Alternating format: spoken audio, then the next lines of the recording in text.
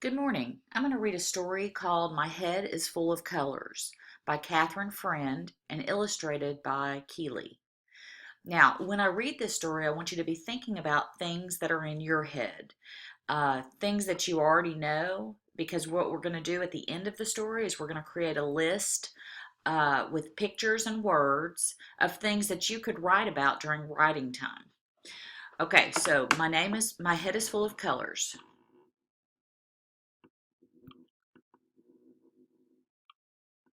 One morning, Maria woke up and looked in the mirror. "Oh my," she said. Instead of her usual brown, spiky hair, her hair was fire red and sky blue and emerald green and lemon yellow and cotton candy pink. Maria raced down the hall. "Look, Mom, my head is full of colors." "Good heavens," she cried, "you've slept on a rainbow." For the next few days, Maria colored and painted like she had never done before. She painted pink mountains and blue meadows and yellow rivers and red cows. Her mother looked over her shoulder as she was painting one night. "Maria, you're using such beautiful colors." "Of course, Mom," Maria replied. "My head is full of colors."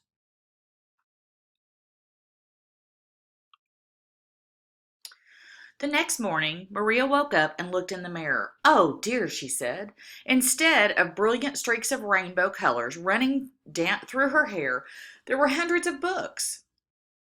Little books and big books, open books and closed books, books with colorful pictures, and books with many words. Maria scampered down the hall. "Look, Mom, my head is full of books." "My goodness," her mother said. "Perhaps I could borrow one to read." Now, if you think about this, the first thing her head was full of was color. And she used all those colors to draw and to write.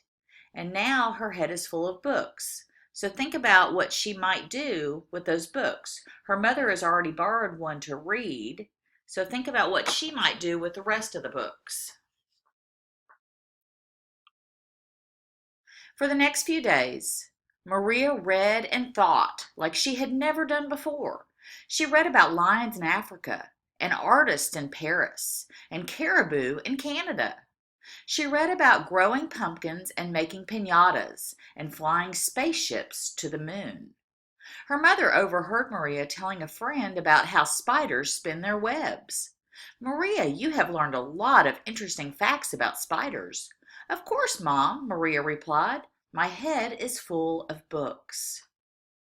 So there's so many things that you can learn from books. All of the things that she mentioned are very different from each other, and you guys have access to all kinds of books just like she does. So the more books that you read, the more your head is full of.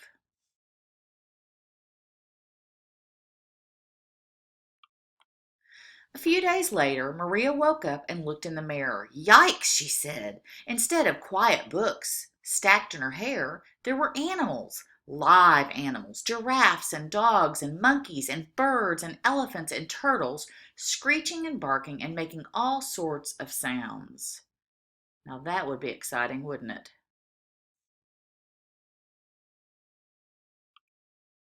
Maria dashed down the hall. "Look, Mom, my head is full of animals." My," her mother said. "We don't usually allow animals in the house, but I suppose we can just this once." For the next few days, Maria attracted animals as if she were a zookeeper at feeding time. Birds followed Maria wherever she went. Cats jumped into her lap whenever she sat down. Squirrels ran alongside her on the sidewalk. Her mother watched her safely escort a turtle back to the pond. "Maria, you are so gentle and kind with animals." "Of course, Mom," Maria replied. What do you think she's going to say? My head is full of animals.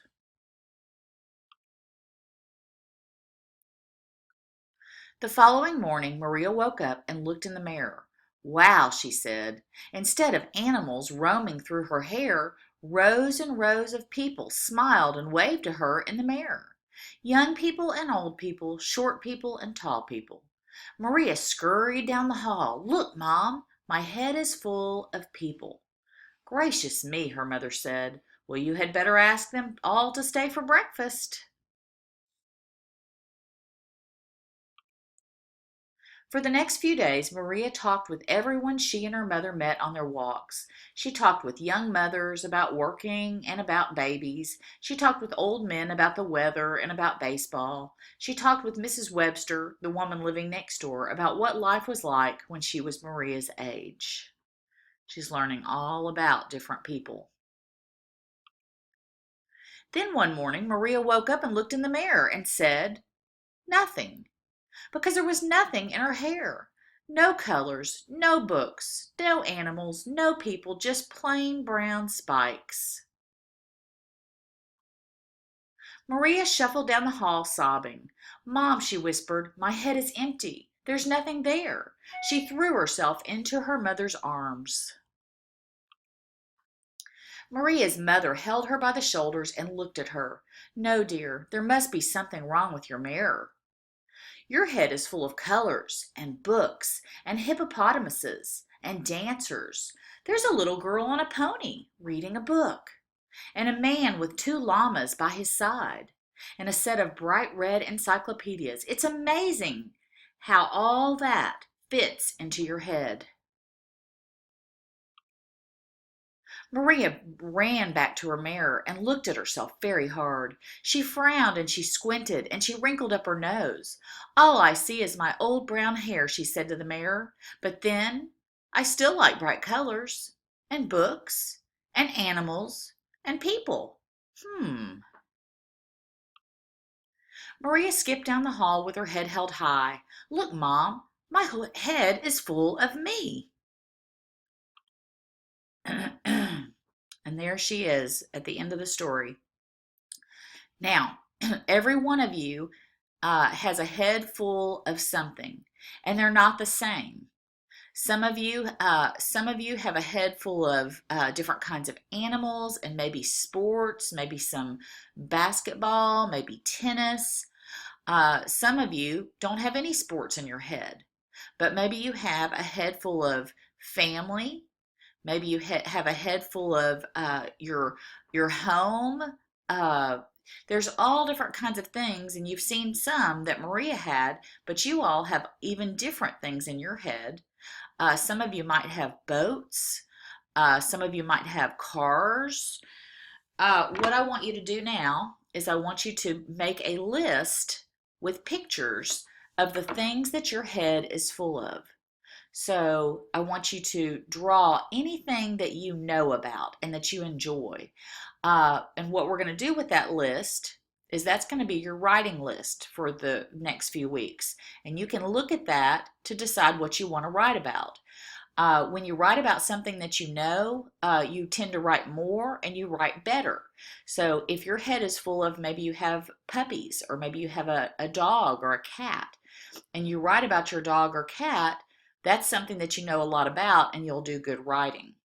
So you're going to make a sheet that has a piece of paper and you're going to fill it with the things that your head is full of. Have fun with this writing activity. Bye-bye.